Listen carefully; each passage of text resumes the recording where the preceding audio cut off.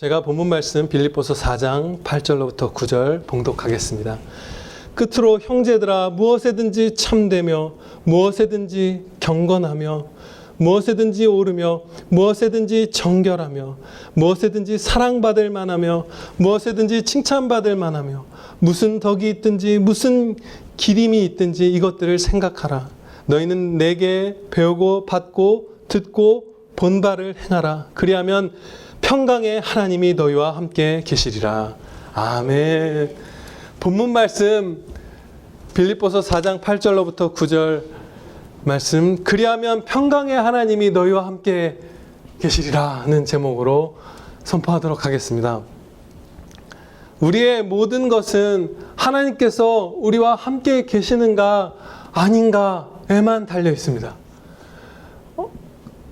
저희의 그 모습이, 저희라는 존재가 마치 예전에 학교에서 초등학교 때 쓰던 꼬마 전구 같다는 생각을 몇 번 했어요. 제 세대 분들은 그걸 다 써봤을 텐데 혹시 다른 위아래 세대 분들은 모르겠네요. 한 이렇게 엄지 손가락만한, 예, 아시는군요. 그 전구죠. 그게 이제 배터리를 이제 연결하면 따뜻해지고 빛이 나고 아름답죠. 그리고 여러 개를 건전지를 연결하면 그야말로 눈이 부셔서 그 낮에 교실에서 보아도 그 전구를 마주 오래 못 볼 만큼 눈이 밝게 빛나기도 해요. 그런데 전선이 딱 1mm만 떨어져도 모든 것을 상실하잖아요. 모든 빛을 상실해버려요. 마찬가지인 것 같습니다. 우리도 하나님께서 함께 계시면 빛나고 따뜻하고 아름답고 거룩하고 의미 있고 영생에 이르고 정말 영원토록 하나님께 칭찬받을 그런 삶을 살 수 있는데, 하나님과 멀어지는 순간 우리에게는 그 모든 것들이 사라져 버리는 거예요. 평안도, 기쁨도, 용서도, 우리가 알고 있는 모든 좋은 것들이 하나님께서 우리에게 붙어 계셔 주시는가 아닌가에 달려 있습니다. 그런데 본문 말씀이 바로 어떻게 하면 평강의 하나님께서 우리와 함께 계시는가, 그 비법을 가르쳐 주시고 약속하시는 말씀입니다. 그리하면 너희가 이렇게 8절처럼 하면 평강의 하나님께서 너희와 함께 계시리라. 아멘. 바로 그 아주 우리를 기쁨으로 들끓게 만드는 소망의 말씀입니다. 이것은 모든 면에서 우리 모두에게 아주 시급한 문제이고 큰 자비입니다. 왜냐하면요, 우리에게는 많은 큰 죄가 있습니다. 지난 오랜 세월 동안 우리가 범해온 죄악들이 각자가 있을 거예요. 아주 큰 죄들을 많이 범하지 않은 사람들도 물론 있겠지만 대부분은 그래요. 저도 이제 하성이 첫째를 키우다 보면, 내가 이렇게 잘못한 것들을 이렇게 반복하면 얘랑 나랑 이렇게 멀어질 거고, 얘는 이런 거에 물을 들 거고, 이런 것들이 이렇게 두려울 때가 있어요. 섬찟할 때가 있어요. 아이들을 키우다 보면. 자녀들에게 우리가 10년, 20년 잘못해서 그 아이들에게 우리의 나쁜 영향을 막 끼쳤을 수도 있고, 우리의 삶이 너무 세상을 향해서 20대, 30대, 40대 막 달려왔을 수도 있고요. 뭐 여러 가지가 있겠죠. 우리가 예배를 우리가 거룩하게 드려야 한다는 사실을 지난주 이렇게 우리 배웠지만, 예배를 거룩하게 드리지 않았던 날이 너무나 많을 수도 있고요. 중대한 죄악들이 우리에게 많이 있는 경우가 있는데, 이렇게 하나님께서 말씀합니다. 그에게 피하는 자는 다 벌을 받지 아니하리로다. 용서하심이 주께 있다라고 성경 말씀에서 가르쳐 주시잖아요. 하나님께서 정말로 많은 자비를 베푸실 거예요. 우리가 아무리 큰 죄를 졌다 하더라도, 아무리 오래 죄를 졌다 하더라도 하나님께 피하는 자, 하나님과 이 풍성한 교제를 나누는 자, 본문 말씀처럼 사는 자는 정말 우리를 회복시키기 위한 최소한의 매질을 한 번 딱 때리시는 거 이외에는 그 모든 징계를 감화해 주실 거예요. 그런 사례들이 성경에 너무나 많아요. 또 우리 인생사가 두렵고 힘든 일 투성이죠. 사실 모든 사람이 죽음을 겪는다는 것만으로도 우리 중에 넌 참 편하게 산다라고 말할 사람은, 그런 얘기를 들어 합당한 사람은 아무도 없을 거예요. 다 힘들게, 다 아프게 살아가고 또 특별히 큰 고통을 겪고 있는 사람들도 있죠. 이렇게 시편 31편 19절에서 말씀하십니다. 주께 피하는 자를 위하여 인생 앞에 베푸시는 애가 어찌 그리 큰지요. 하나님께 피하는 자들에게는 은혜를 크게 베풀어 주십니다. 그래서 우리가 어떤 상황에 있든지, 지금 죄에 빠져 있든지 고통 가운데 있든지 더 하나님께 영광 돌리고 싶은 막 그 거룩한 열망에 사로잡혀 있든지 무슨 상황이든지 오늘 본문 말씀대로 살면 그것을 다 이루어 주실 것입니다. 본문 말씀은 이제 우리와 이웃과의 관계를 가르쳐 주시는 말씀이기도 해요. 하나님과의 관계만이 아니라요. 왜냐하면 우리와 하나님과의 관계가 우리가 이웃과 어떻게 관계를 맺느냐와 밀접하게 연관되어 있기 때문이에요. 연결되어 있어요. 내가 너희를 사랑한 것 같이 너희도 서로 사랑하라. 내 이웃을 내 몸과 같이 사랑하라.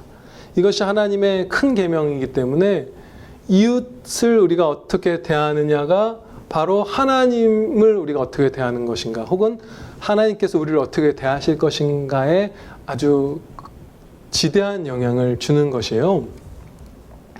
그래서 본문 말씀도 하나님 앞에 어떻게 살아가야 하는지에 대한 말씀이면서 동시에 우리가 이웃들 앞에서 어떤 이웃이 되어야 하는가 가르쳐 주시는 말씀이기도 해요.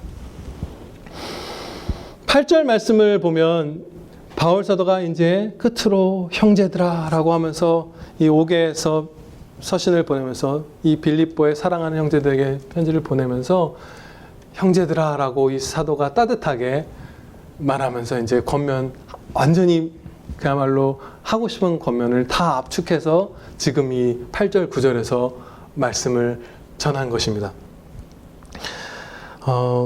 첫 번째가 이제 이 항목들을 이제 살펴볼 텐데요. 이 항목들은 사실 구체적인 항목들이 아니에요.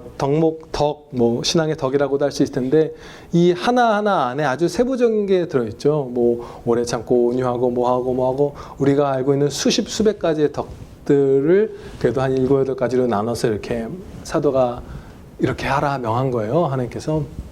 첫 번째는 무엇에든지 참되라는 명령입니다. 삶의 모든 부분에서 진실해야 한다는 말씀이에요. 하나님 앞에서나 사람들을 대할 때나 진실해야 한다. 진실함이란 정직함보다 더 많은 것을 포함하는 실천입니다. 정직한 것은 때로 이렇게 선한 게 아닐 때도 있죠. 자신의 정욕에 솔직한 사람들도 있잖아요. 너무나 정직하게 자신의 그 악한 욕망들이나 마음들을 쏟아내는 사람도 있죠. 그런 것들을 넘어서는 것이 바로 이 진실함, 참됨 이런 것이라고 할 수 있어요. 진실함, 여기 참되다 이렇게 표현된 거, 혹은 진실하다고 표현할 수 있는 것을 조금 짧게 정의를 하면 이럴 수 있을 거예요. 하나님의 말씀에 합한 정직. 예, 그렇게 우리가 생각할 수 있습니다. 하나님 말씀에 합하게 정직한 사람이 되어야 한다. 예를 들어 이런 것입니다. 나는 원래 성격이 좀 다혈질이야. 주변 사람들한테 당당하게 말하는 게 아니라 내가 아직 성격이 급하고 그래서 화도 내고 막 세게 얘기하고 그러는데 이런 나를 좀 용서해줘요. 미안해요. 제가 빨리 고칠게요. 이렇게 말하는 게 진실한 사람이죠. 앞에 사람은 좀 뻔뻔하게 정직한 거고 이제 이렇게 하는 게 진실한 거고, 나는 이런저런 게 두렵습니다. 답답합니다. 슬픕니다. 탄식하고 있는 게 아니라 하나님 앞에서 아버지 하나님, 제가 아버지를 신뢰하지 못하는 것을 용서해 주시옵소서. 신뢰하겠습니다. 믿음 없는 것을 도와주시옵소서 라고 말하는 게 진실된 성도예요. 그러면 하나님께서 함께 해주시는 거예요. 여기서 권면의 첫머리에 진실함이 나오고 있는데 에베소서 6장에 기록된 하나님의 전신갑주에서도 진실함을 첫 번째로 권면하고 있습니다. 그 에베소서 6장에서 보면 저희 개역 개정판 성경에서는 진리로 너희 허리띠를 띠고 이렇게 말씀을 해요. 진리의 허리띠다 이런 식으로 표현하는데 전체 문맥과 원어를 고려하면 이것이 하나님의 말씀을 뜻한 진리가 아니라, 하나님의 말씀은 뒤에 성령의 검에 대해서 항목이 나오잖아요. 같은 무기를 2번 반복한 것이 아니라 하나님의 말씀 안에서 진실된 성도의 신앙, 그 마음, 행실 이런 것들을 뜻하는 뜻일 것이다 라고 그 경건한 주석가들이 입을 모아요.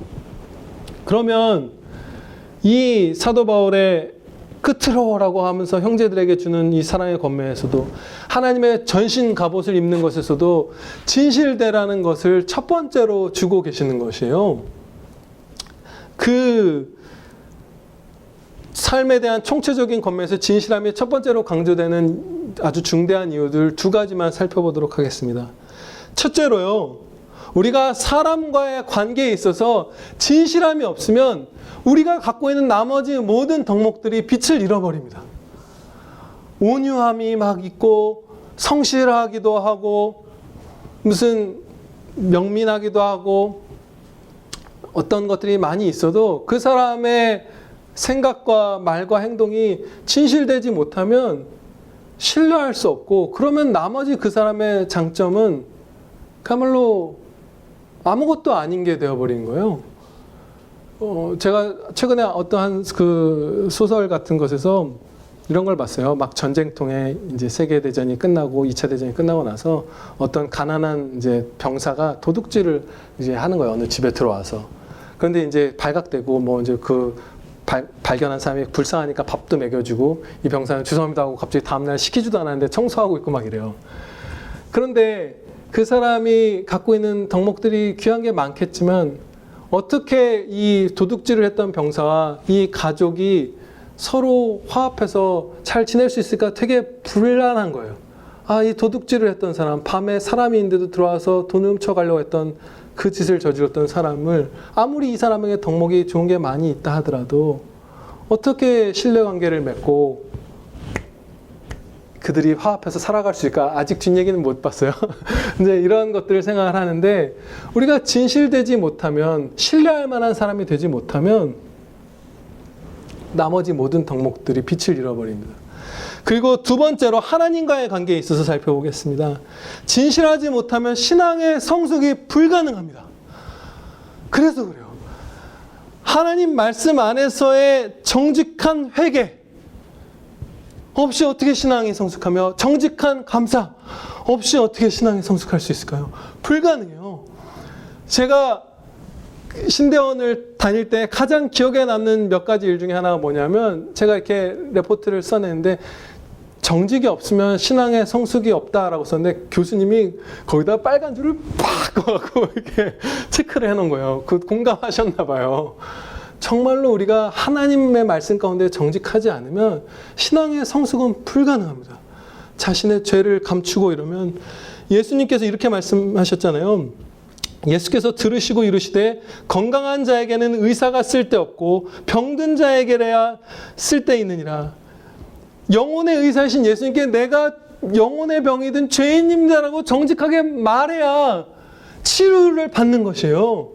그런데 그 진실함이 없으면 예수님이 고쳐주지 않겠죠. 어느 이상은. 그래서 우리가 사람 앞에서나 하나님 앞에서 이 진실함을 먼저 갖는 것이 중요합니다. 본문 말씀의 두 번째 권면은 무엇에든지 경건하라는 말씀이에요.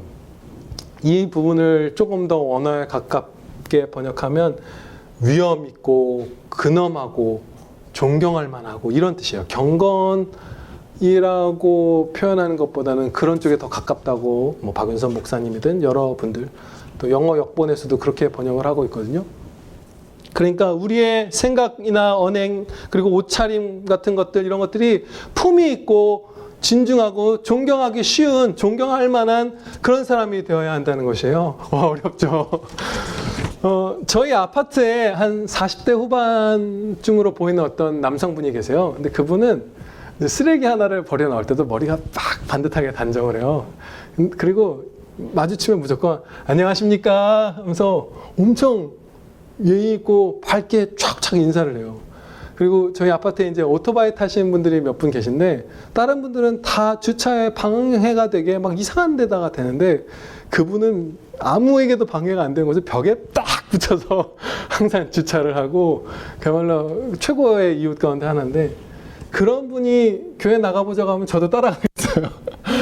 그야말로 우리가 항상 품위 있고 근엄하고, 그게 뭐 괜히 젠차라는 것이 아니라 정말 어떻게 보면 정중하고 이런 사람들이 되어야 하나님께 영광 돌릴 수 있을 것입니다.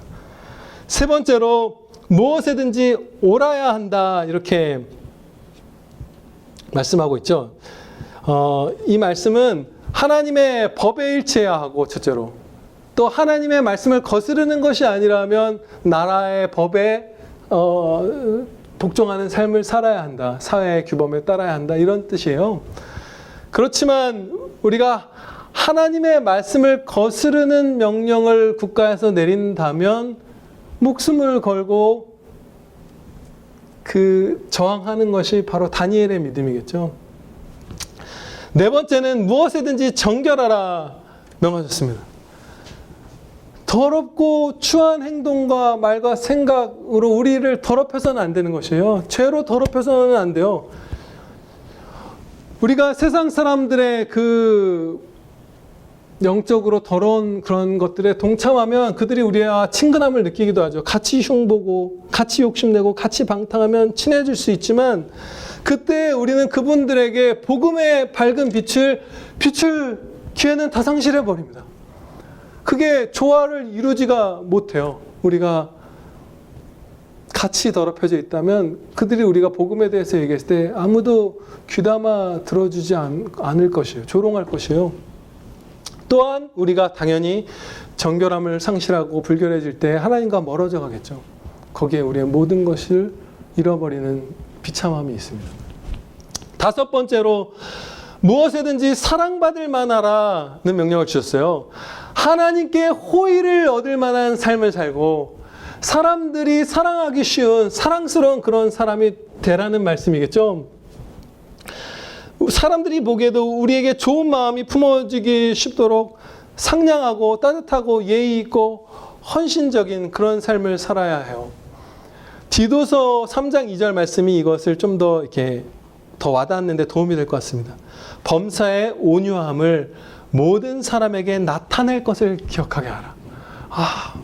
저 사람 진짜 온유하지. 저 사람 진짜 특별히 시기하는 마음을 품지 않는 이상 참 사랑하기 쉬운 그런 사람이 되어야 할 것입니다.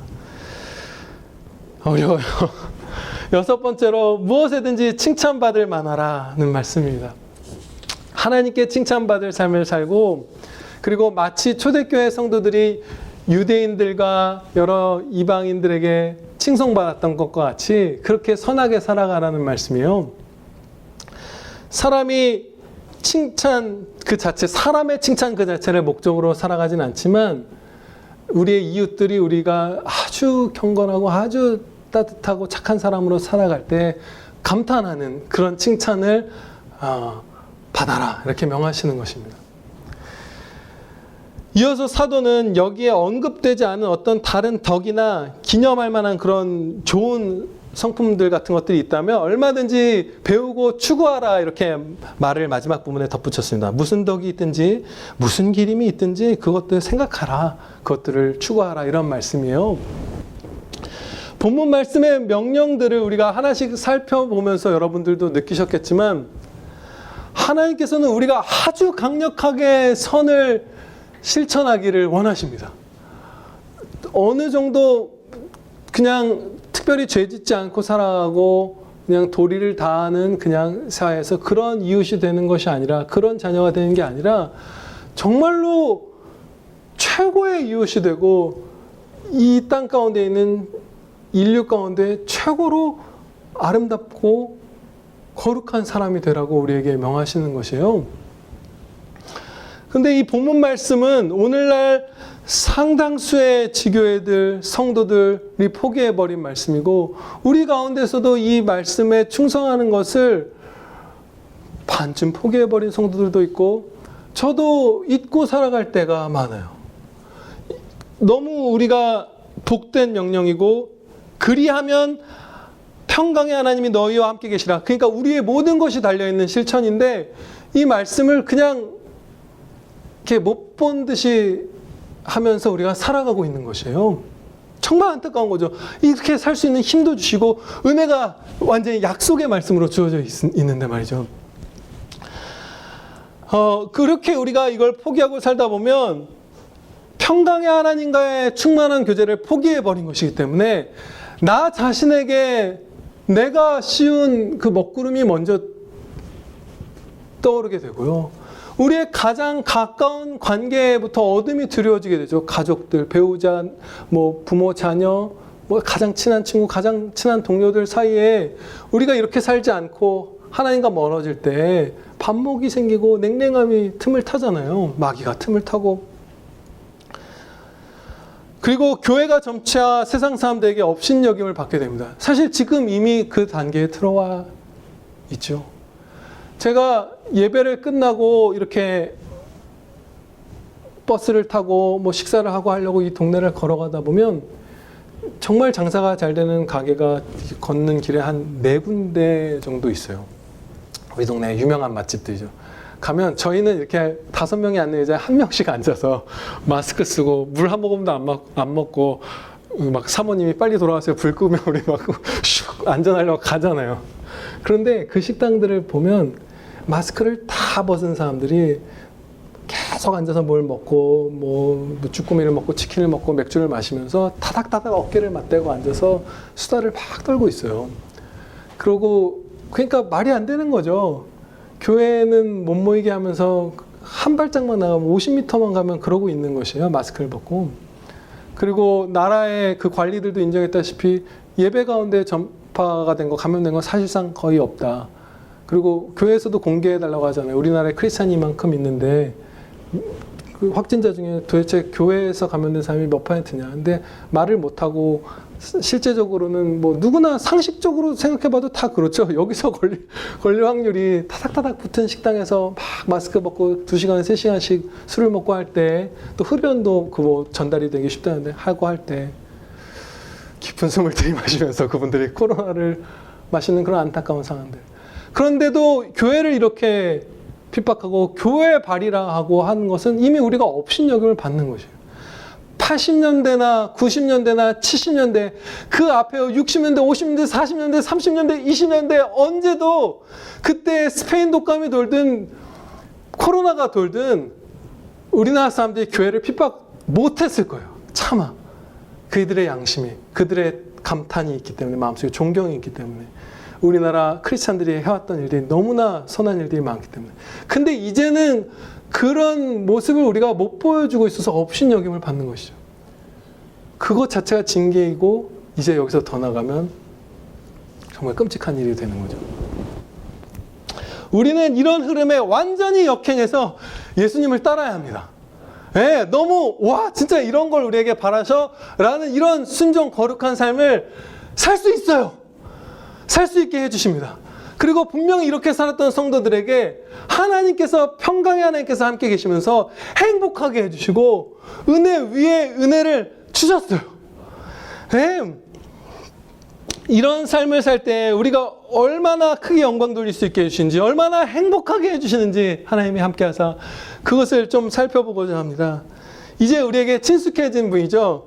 한센병의 권위자 폴 브랜드 박사님의 그 이야기를, 자전적 이야기를 보면 아주 주목할 만한 부분이 있어요. 본 말씀과 연결되어 있는. 그 몇 가지를 오늘 살펴볼 텐데요. 첫 번째로요. 이분이 이제 영국과 인도, 특히 인도에서 한센병 환자들을 막 헌신적으로 돕다가 이제 생애 후반부에 미국으로 이주를 하게 된 거예요. 하나님의 인도하신 가운데. 그런데 미국 사람들이, 이제 미국 의료진들 이런 사람들이 용어 사용에 대해서 처음부터 막 이 브랜드 박사님을 막 지적을 한 거예요. 정치적 올바름에 대한 첫 번째 강의가 그렇게 시작되었다. 뭐 이렇게 막 이런 식으로 기록을 해요. 우리나라에서는 요즘에 화두가 되고 있는 그 뭐 PC라고도 하고 무슨 political correctness인가요? 뭐 그렇게 말하는 거 있잖아요. 정치적 올바름. 그래서 예를 들면 뭐 장애인을 갑자기 장애우라고 부르자고 한다든지 아니면 남성과 여성이 있는데 저 남자가 자기가 무슨 제3, 제4의 성, 말도 안 되는 얘기지만 그들이 추구하는 제3의 성이라고 말하면 그렇게 불러줘야 한다고 한다든지 막 그런 식으로 인어공주를 영화로 만드는데 흑인으로 인어공주를 했죠. 이번에는 뭐 그런 식으로 한다든지 무슨 정치적 올바름 이렇게 해서 뭐 소수자, 동성애자 뭐 이런 것들을 우대하고 이렇게 하는 아주 이상한 움직임들이 있었는데 미국에서는 80, 90년대에도 있었거든요. 그래서 이제 폴 브랜드 박사님이 미국에 도착했을 때 이미 그런 사람들이 아주 교만하게 사람을 훈계하고 하는 것들, 그것이 팽배해지기 시작하고 있었던 것이에요. 그래서 나병이라는 단어를 썼는데, 이분이 나병이라는 말 자체는 그렇게 부정적인 의미가 사실은 없잖아요. 거기 다른 뜻으로 이렇게 쓰이는. 근데 아무튼 그러면 안 되고 한센병이라고 써야 한다고 아주 막 이렇게 잘난 척하면서 강의를 하더래요. 근데 이분이 아주 거기서 우리가 귀담아 들어야 할 이제 고백을 해요. 예, 브랜드 박사님. 인도에서 쓰는 힌디어나 타밀어 둘 다 나병이라는 단어가 동시에 아주 안 좋은 최악의 뜻을 담고 있대요. 그래서 이 힌디어 사전은 네이버에 있어서 쳐봤더니 극악하다라는 뜻이에요. 그러니까 나병에 걸린 놈은 극악한 놈, 뭐 이런 식의 저주받은 놈, 이런 뜻으로 해석이 되는 거예요. 그런 의미가 있는 단어를 여전히 인도에서는 쓰고 있음에도 불구하고 지금 말로서만 선을 행하겠다고 하는 이 사람들이 한센병이다라고 말하는 이 미국보다 자신이 있던 인도 지역에서 문둥병, 나병, 한센병 환자들에 대한 처우가 더 좋고 이미지도 더 좋고 이웃들과 사회에 융화돼서 살 수 있는 그 길도 더 넓게 열려 있다는 것이에요. 이상한 일이 난 거죠. 미국과 인도의 보편적인 그 시민의식이나 이런 수준, 이런 것들이 분명히 인도가 열악한 것이 객관적인 사실일 터인데 어떻게 그럴 수가 있을까? 언어적으로도 인도가 더 나병 환자들에게 차별적인데 그 이유는, 그 기적이 일어난 이유는 브랜드 박사님과 그 동료분들이 큰 사랑으로 힘써 일해서 나병에 대해서 미국 의사들보다 더 정확하게 파악을 했고요. 그 혼신의 힘을 기울인 연구 결과를 가지고 더 나은 치료 방법을 개발했고, 더 나은 치료 방법이 이전의 치료 방법보다 2배, 3배, 5배의 노력이 들더라도 그것을 실천했고, 그리고 일반인들에게 감염이나 위험이나 면역 이런 거에 대한 객관적인 사실들, 과장된 공포가 아니라 사실들을 홍보하는 데에도 혼신의 힘을 다했고, 그리고 이 브랜드 박사님이 자신의 딸을 나병 환자와 결혼하는 걸 허락했어요. 그리고 나병 환자들이 울 때 손을 그 어깨에 얹어서 같이 위로하고 울었어요. 함께 먹고 함께 사랑하고. 그러니까 세상은 쉽게 할 수 있는 말 몇 마디로 선하게 결코 변하는 것이 아니죠. 복음, 하나님의 복음 그런 데에 결코 임할 수가 없는 것이에요. 본문 말씀처럼 하나님과 동행하면서 무엇에든지 참되고 무엇에든지 옳고 무엇에든지 사랑받을 만하고 칭찬받을 만하고 덕이 있는 이런 사람들이 되어야만 그런 성도들을 통해서 세상이 변화되고, 그런 성도들이 하나님께 충만히 영광 돌리고, 그런 성도들이 전도하는 데 쓰임받고, 그런 성도들이 행복하게 살아가는 거예요. 이 브랜드 박사님도 얼마나 자기가 행복한지 막 고백을 많이 해요. 진짜 기쁨으로 충만한 의료인이다, 자기는. 너무 진짜 만족스럽다, 그걸 고백을 해요. 그렇게 살 수가 있는 것이에요. 지금 하나님께서 어떤 말씀을 우리에게 주고 계십니까? 평강의 하나님께서 함께 계시느냐, 계시지 않느냐? 이렇게 살면 반드시 함께 계실 것이고, 아니면 하나님과 멀어져가는 엄청난 중대한 약속의 말씀을 지금 우리에게 주고 계세요. 그런데 또한 이 말씀이 얼마나 영광된가요? 예수님의 몸인 우리가 예수님처럼 이 땅에서 천국 가기 전에도 살아갈 수 있게 해주마라는 그런 말씀이잖아요. 이것은 예수님의 삶이잖아요. 이대로 산다는 것은 예수님과 아주 닮은 이 말씀의 중대함과 이 영광된 은혜, 자비와 복됨을 우리가 기억하면서 본 말씀을 적용하도록 하겠습니다. 우리는 각자의 자리에서 최고의 이웃이 되어야만 합니다. 완전히 최고의 이웃이 되어야 돼요. 비할 바 없는. 모든 본문 말씀의 항목들이 최고의 이웃이 되라는 그런 말씀이에요.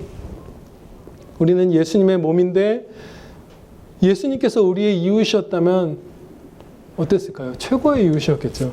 그러면 예수님의 몸인 우리도 최고의 이웃이 되어야 하는 것이에요. 회사에서나 뭐 동네에서나 학교에서나 친구들 사이에서나 그렇죠.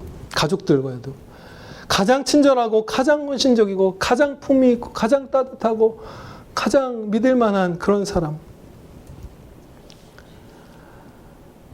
하나님께서 이 땅에서 일어나는 일 중에 제일 기뻐하시는 것이 죄인이 회개하고 예수님을 믿는 것이라고 말씀하셨잖아요. 우리가 그 일에 쓰임받으면 당연히 우리도 가장 기뻐할 일이겠죠. 하나님이 가장 기뻐하시는 것은 성도가 가장 기뻐하는 일이잖아요. 찬양 드리기 위해 창조된 우리가 드릴 수 있는 최고의 찬양이 전도예요. 우리가 지금 몇 주째 살펴보고 있다시피 전도가 바로 최고의 찬양이고 우리가 누릴 수 있는 최고의 행복이 거기에 있습니다. 그 안에 그 선물 상자를 열어야 돼요. 추수를 해야 되는데 추수는 기쁨인데 전도가 추수 중에 최고봉인 것이죠. 모든 추수 중에. 그런데 생각을 해보세요. 우리가 먼저 성경적인 근거를 얘기하면 우리가 최고의 이웃이 될 때 하나님께서 전도를 이루어주세요. 초대교회 영혼구원의 역사가 일어날 때 이렇게 말씀합니다. 또 온 백성에게 칭송을 받으니 주께서 구원받는 사람을 날마다 더하게 하시니라. 예루살렘의 초대교회 성도분들이 무엇에든지 칭찬받을 만하게 살았던 것이에요. 그래서 칭송을 받을 때에 믿는 사람을 날마다 더해 주신 것이고 그들은 행복했던 것이고 영광 돌렸던 것이에요. 영원한 상을 쌓았던 것이고. 어떻게 하면 우리가 전도할 수 있을까요? 세부적으로요. 우리가 아파트 단지나 이런 동네 중심부 옆에 이렇게 큰 랜드마크 같은 예배당을 갖고 있으면 조금 전도하기 분명히 쉬울 거예요. 그런 교회들로 많이 모인다고 하잖아요. 그러면 노방전도도 어느 정도 가능합니다. 요즘 시대에도. 다 아는, 누구나 아는, 좀 이렇게 시각적으로 믿을만해 보이는 가도 이상한 일 안 겪을 것 같은 그런 예배당이 있으면 길에서도 전도할 수 있어요. 뭐 아파트 상가 같은 데 크게 있거나 하면. 그런 거 뭐 실습도 나가서 해보고 하는데 충분히 납득할 만합니다. 저도 이렇게 해보면 저기 있는 교회인데요 하면서 학교에서 시켜서 이제 실습한 적이 있거든요. 그럼 할 수 있겠죠. 그런데 우리나라에는 우리 평안교회 같은 대다수의 교회들은 어디 지하나 어디 조그만 건물 뭐 3층이나 이런 데 새 들어 있잖아요. 그러면 그렇게 하면 아무도 한 1000명 하면 1명 올까요? 올 수가 없어요. 전도할 길이 없어요. 생각을 해보니까 이렇더라고요. 제가 예전에는 사랑이 부족해서 생각 안 하다가 이제 사랑하려고 하니까 깨닫게 되는 바가 전도라는 게요. 이제 세상 사람들의 기준으로는 주일이 한 주의 끝이죠. 주말이죠. 주말에 이 전도하는 한 사람하고 약속을 잡아서 둘이 만나는 거예요. 엄청나게 어려운 일이에요. 여러분에게 누가 나랑 토요일 날 만나서 같이 좀 어디 좀 가자 하면 어느 정도 친근해야 그걸 따라가겠어요? 따라올 이유가 없어요. 지금 우리가 전도를 할 때 무슨 번듯한 어디 누구나 아는 지하철역에 있는 그런 교회 잠깐 카페도 있고 이런데 거부감 없이 슬슬 1층부터 들어가 보는 것도 아니고 이런 지하에 있는 예배당에 주말에 시간을 내서 늦잠을 안 자고 놀러 안 가고 1대1로 약속을 잡고 만날 이유가 하나도 없어요. 불가능해요, 사실상. 그렇기 때문에 우리가 전도를 하려면 진짜 친밀한 관계를 많이 맺어야 하는 것입니다. 우리의 이웃들과 진짜 가까운 사람. 저 사람이 말하는 거는 믿을 만하다. 저 따뜻하고 착한 사람이 나한테 이걸 권하면 진짜 속는 셈 치고 한 번이라도 내가 가봐야지 할 정도로. 그러면 진짜 친하고 허물을 털어놔도 절대 발설하지 않고 오히려 위로가 되고 기댈 수 있고 어려운 부탁해도 나 애기가 지금 아파서 급하게 가봐야 되는데 내 일 좀 해주세요. 야근할게. 하는 그런 사람이 되지 않으면 눈 오면 눈을 치우고 무슨 그런데 정말 그렇게 해서 진짜 가까워져야만 우리가 전도를 할 수 있는데 우리가 그걸 많이 저는 못했더라고요. 여러분들 어떠세요? 여기서 잠깐 다른 우리의 실천 하나를 끼어들면 이미 친근한 사이에 있는 사람들은 빨리 전도하세요. 미루지 마세요. 하루라도 빨리 예수님께 돌아오게 하세요. 저도 가깝게 지냈던 친구들은 다 전도했어요. 대부분. 그리고 나서는 전도할 사람이 없어요. 그래서 새로 친하게 사귀어야 돼요. 왜냐면 신학교 나왔잖아요. 신대원 나오고 그리고 고등학교는 안 나왔고 교회에서 일하잖아요. 온통 믿는 사람밖에 없어요, 주변에.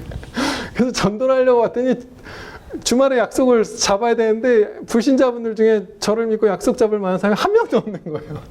그래서 이제 새롭게 친한 사람들 사귀려고 이제 하고 있는데, 여러분들 이미 친한 불신자분들 있으면 이제 박차를 가해서 진짜 나 정말 많이 사랑해서 빨리 데려오시고요. 그 다음에 이제 우리가 남은 게 있는 거죠. 최고의 이웃이 되어야 하는 거예요.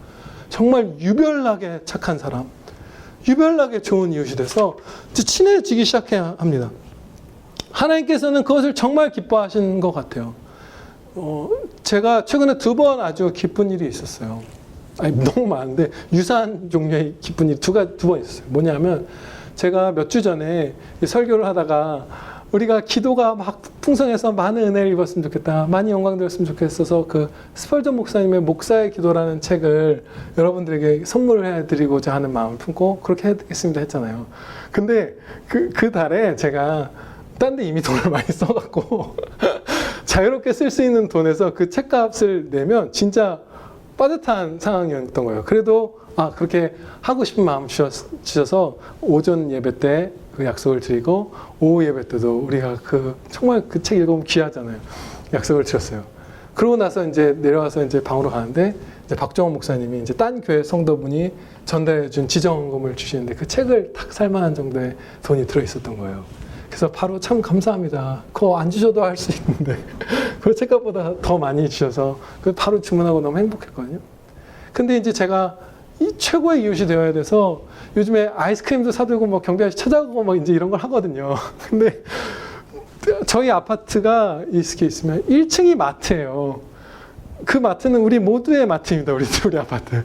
거기서 산 물건을 이렇게 사다 주면 뭔가 최고의 이웃은 아니에요. 그냥 괜찮은 이웃이지 뭔가 대접하는 느낌이 안 드는 거예요. 거기서 들고 이렇게 걸어가는데. 그래서 좀 음료 같은 거를 더우니까 이제 드려도 이렇게 예쁜 병에 든 거라든지, 그 예전에 그 성현주 선생님 때 있었던 그 대접해 주셨던 뭐 이렇게 유리병에 든 그 분홍색 음료수라든지 뭐 이런 거, 그런 것들을 이제 좀 잔뜩 쟁여두고 뭐 카스테라도 사두고 뭐 케이크도 사두고 해서 점심때나 관리소장님한테도 대접하고 이렇게 하고 싶은데 역시 이번 달에도 돈을 다 쓴 거예요. 그런데 그 소원을 품고 있는데 하나님께서 또 다른 성도를 통해서 돈을 주셨어요.